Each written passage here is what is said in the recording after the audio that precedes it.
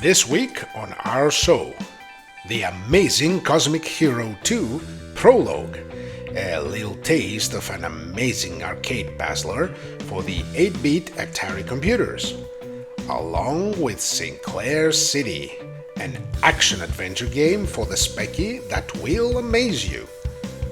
In our DOS and Wing Vault, we play and review the nostalgic Super Space Fuel Incorporated, a wonderful and addictive EGA game. We also remember and blast our way through tons of enemies with Chaos Control, one of the few light gun on-rail shooters for the MS-DOS platform. Our hardware review examines a practical and affordable way to play your backups in Sega Saturn with the SAROO Saturn cartridge. And finally, in our history lesson, we look back to the battle for the BBC literacy program and the fallout of the race. Let's get into it.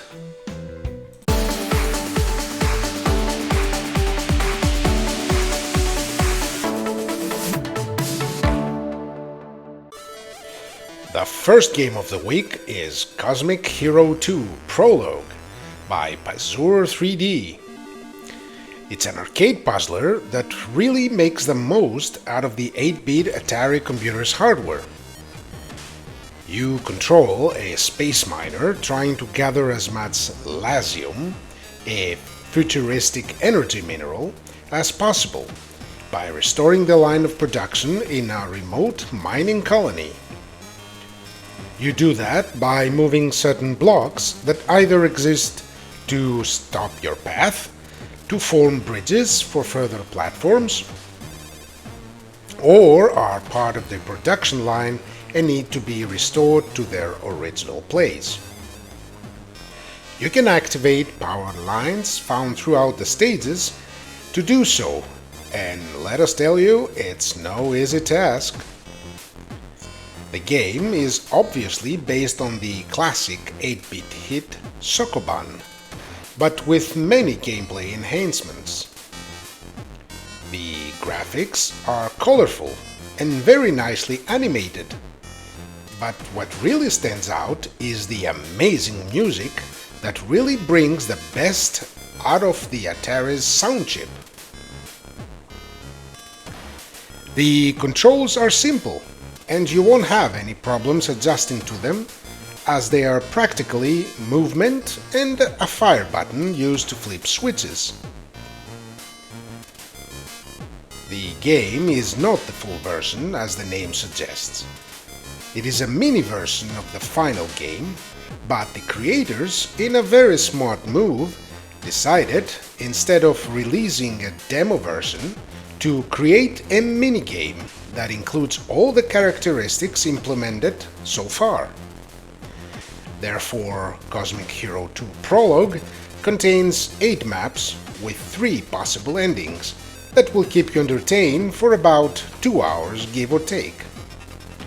On to our rankings now, and the graphics get a 9.4. The controls a 9.5. The music and sound effects a solid 9.8. And the gameplay a 9.1, which gives us a total of 9.45. An amazing game that makes us anticipate the full version even more.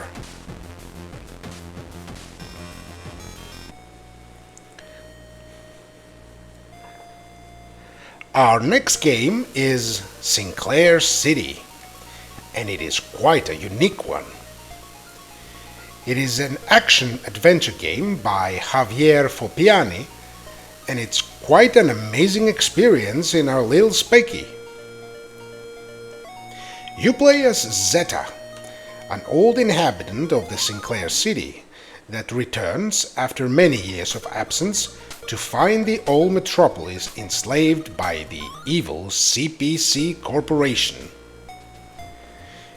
You meet up with your old buddies, that includes some of the most iconic video game characters of the Spectrum Golden Age, and start up the flames of resistance.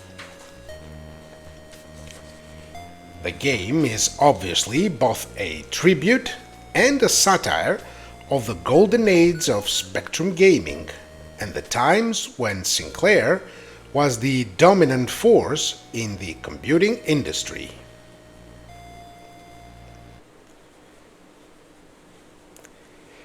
Gameplay is divided into 3 sections, practically, with a mini-game section between stages as a bonus.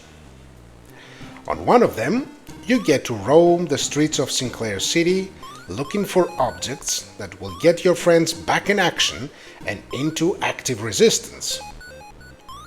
On the second section, you get to fight, in a classic Operation Wolf style, the gangs that have taken over the dark alleys of the metropolis. Finally, in the third section, you get to interact with various characters to gather clues for your next tasks, buy upgrades, weapons, energy restoration items, etc. The graphics of the game are amongst the greatest you can find on the platform, with big, colorful and well-animated characters on the exploration and shooting sections, and great and humorous images on the adventurous ones. The music follows the cyberpunk theme of the game and is well made, with the sound effects doing a good job, but nothing to write home about. The controls are easy and simple. Of special notice is the fact that the shooting sections are using a smaller part of the screen, and combined with great responsiveness, avoid the tedious long distances of the crosshair that was a problem in other light gun style games like the aforementioned Operation Wolf. The game, of course, requires a 128K model to run successfully, but from the moment you boot it up, you realize why. There are guest appearances of all kinds of classic video game characters all over the game, and the feeling you get from it is one of nostalgia and a great sense of humor. The graphics get a fair 9.8, with the controls receiving a 9.5. The music and sound effects a solid 9, and the gameplay a 9.6, for a total of 9.5 and the award of the Game of the Week. An amazing and unique experience of a game that is sure to bring a smile to your face.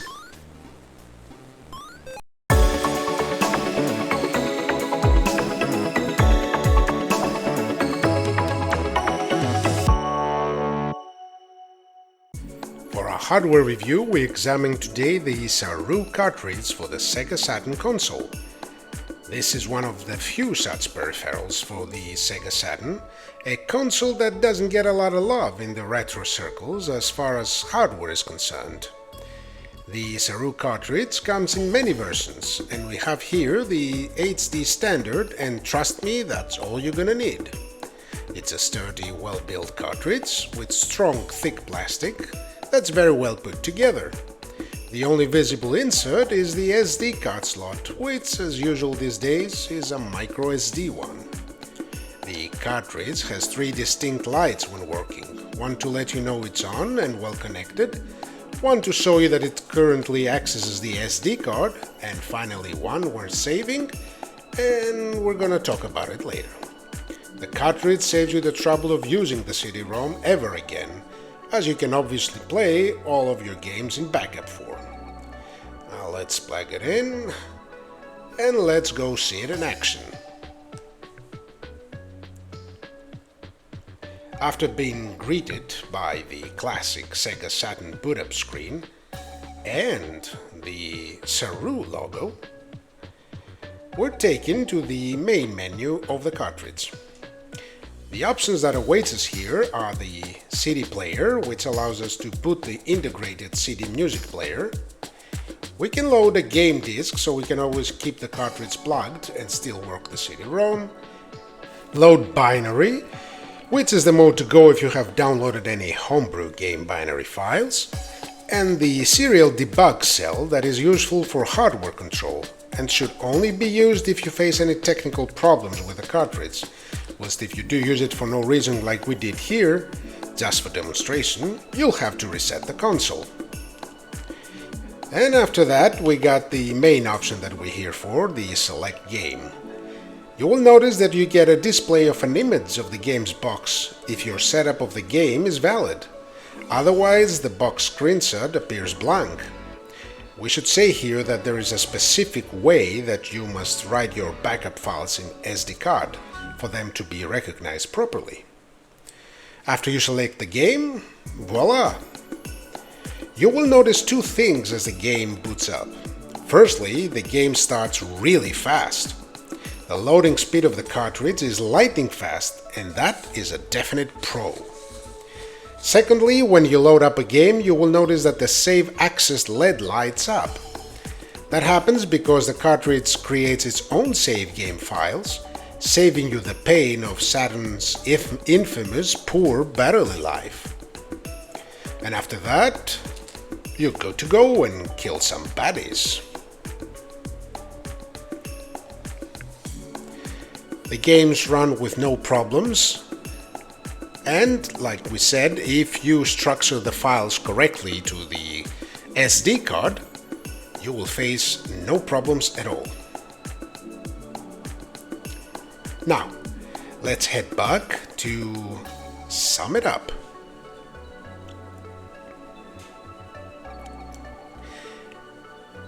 The SAROO is a very well built and very easy to use cartridge. It won't cause any problems as long as you follow the directory and file structure suggested at the cartridge's site. Its firmware is easy to update, and the SD card, well, I'm gonna show you it's easy to plug in and out. There. The cost is low for such a device, and its speed is remarkable. It's easy to use too, with a simple and handy menu, even if it doesn't have that many blows and whistles. Taking the speed into account and the high compatibility, we'd say that this is a cartridge worth owning.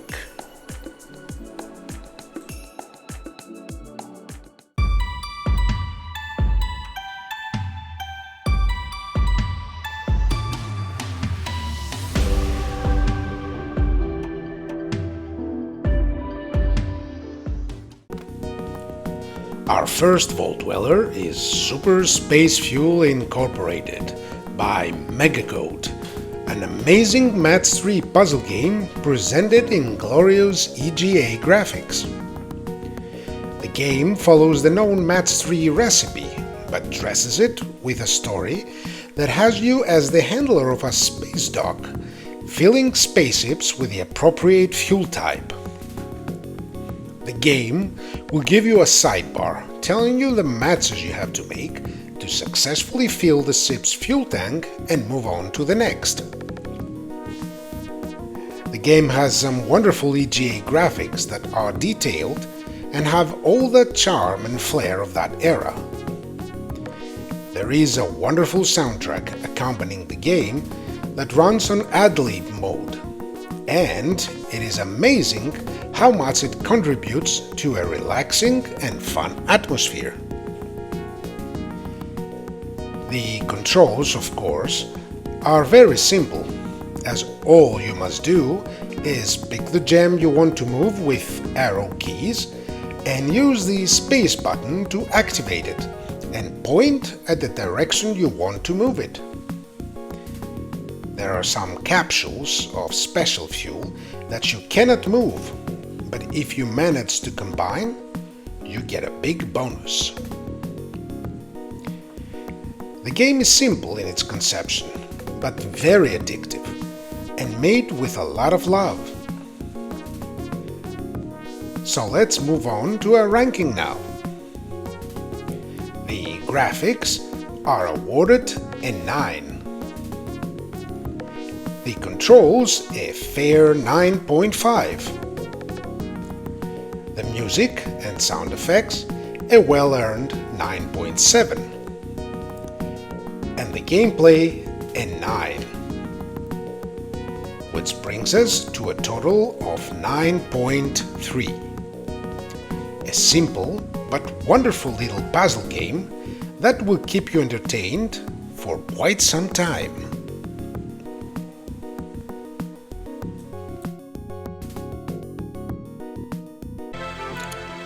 From the depths of our vault today, we bring to light an MS-DOS on-rails shooter in the face of chaos control by Infogrames.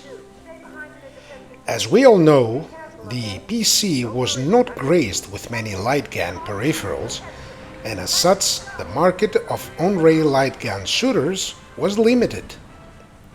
In this case, the Chaos Control was originally published for the ill-fated Philips CDI and was later converted to the MS-DOS platform for the IBM PC compatibles.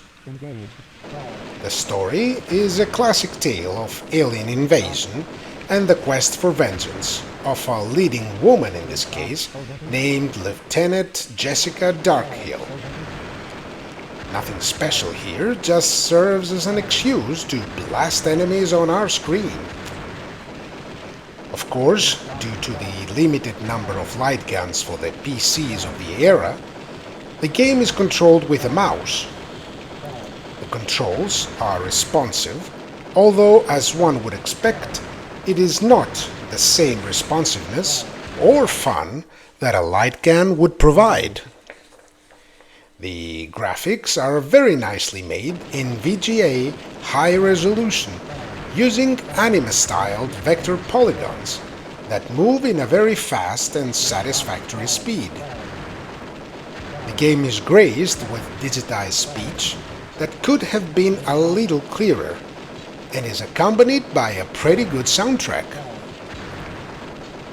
The game has several animated 3D cutscenes that advance the story, but not that many that become a chore such as it is in the FMV games. The gameplay is, as expected, kind of repetitive, but that is usually the way in the on-rail shooters. The game, though, is interesting because it's one of the few of its kind to grace the PC in the MS-DOS era and deserves a revisit. We give the graphics a 9. The controls get a 7.8. The music and sound effects are awarded an 8.4. And the gameplay a 7.8. For a total of 8.25.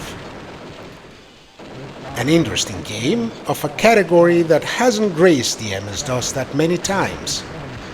If light gun games are your thing, this is as good as it gets for the platform.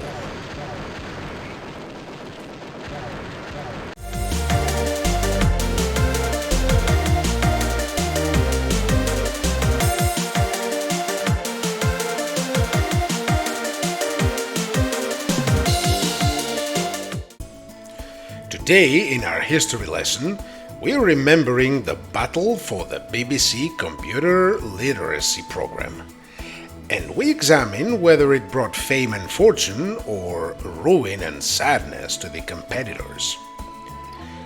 Back in the early 80s, it was apparent that the British computer industry was on its way to become the center of informatics the world over. The UK government wanted people to learn how to use computers before they became an integral part of our lives, and to avoid being overwhelmed by them. So, in collaboration with the BBC, the Computer Literacy Project was launched. that instructed all interested companies to present a new computer system, fulfilling several prerequisites on a technical level and, more importantly, to be a finished product. A timetable for the presentation was set, and of course, it drew the attention of many computer manufacturers. Amongst the many contestants that soon found out it was harder than expected to fulfill the requirements were prolific at the time brands such as the Tangerine Computer Systems with the Auric 1 project, the Dragon Data Limited with the Dragon 32 system, and the Grundy Business Systems Limited with the Grundy New Brain that were actually considered a favorite for the position. But our focus will be with the two major companies of the field back in the early 80s, the Acorn Computers and, of course, Sinclair Research. Both companies wanted to get the BBC contract for various reasons. It soon became known that the BBC would promote the system that earned the spot as part of the extended government computer literacy project to every school in England. Schools would be required to have at least one unit in its classroom, thus securing for the winner of this race a significant sales figure. At the same time, Acorn, still a company on the rise, wanted to establish itself as a major player, and this was the way to do it. Sinclair, on the other hand, and mostly Sir Clive Sinclair himself, saw in this contract a way to fulfill his desire for the computers produced by his company to be seen as serious machines and not gaming systems. A significant delay in the Grundy New Brain system, which was initially designed by Sinclair Radionics, Sir Clive's former company, got the system out of the race and presented an opportunity for the two major contestants to win. The other two companies, Dragon Data and Tangerine, were still far from having a fully functional prototype in their hands, so the way was wide open. Sinclair was already working on the successor to the successful ZX81 with the codename ZX82, that we all know that it was ZX Spectrum, a compact color system with 48K, a hefty amount of RAM back in those days, and a large expandability. Acorn, on the other hand, was already working on a successor to their first computer, Acorn Atom. That project was named at the time Acorn Prototype and was going to be a much more advanced system.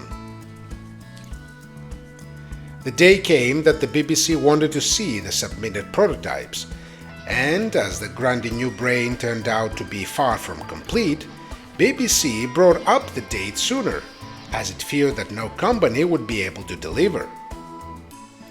The Acorn team now faced a timetable of 1 week to turn a system that was still in the design board into a fully working prototype. Sinclair, on the other hand, had a prototype ready and working. After a very long race with time, the team at Acorn managed to get a series of logical systems, boards, circuits, and all sorts of cables together to form a prototype. The system was untested completely. In fact, on the day of the showing, they haven't even booted up the system once, with Chris Curry, founder of Acorn, expressing serious concerns to his partner Herman Hauser that the system would even work. As luck would have it though, when the BBC suit showed up in Acorn, the system booted up with no effort and functioned perfectly, much to the surprise of even the Acorn members. The BBC executives were impressed. Even though the system was not a Z80 system as expected, but not required.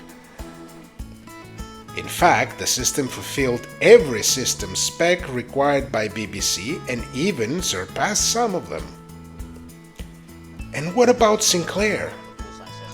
Well, it may have been the fact that ZX Spectrum was a far more complete project at the time, but Sinclair, having designed a system with low cost in mind, fell short of almost every requirement set by BBC, save for RAM, leaving Speccy a sad second in the race. Acorn signed the BBC contract by early 1981, and Acorn Proton, now renamed the BBC Model A, went into production. Of course, there was profit to be made by introducing the BBC Model A and later, on a renewed 4-year contract, BBC Model B into all UK schools. Plus, the continuous exposure of the public through a series of TV computer training programs, parts of the Computer Literacy Project, brought free publicity to Acorn system. But there were several side effects. Model A and Model B, in order to fulfill the system requirements of BBC, were two very expensive systems, ending up being considered as a computer system for the higher classes, whilst its competitor, the ZX Spectrum, was a favorite for all the middle and low-class families that wanted to dip their toes to this new technology, the microcomputers. Secondly, tying up the Acorn brand with the educational system made the kids, the main clients of hardware and software in the industry back then, to consider the system a more serious and educational system, and the Speccy, the fun system to go if you wanted to play some games. This situation harmed Acorn in the long run and created an irreversible image that Acorn tried to shake with the Acorn Electron computer a year later. But that is a different story. So if we're going to put in a new program...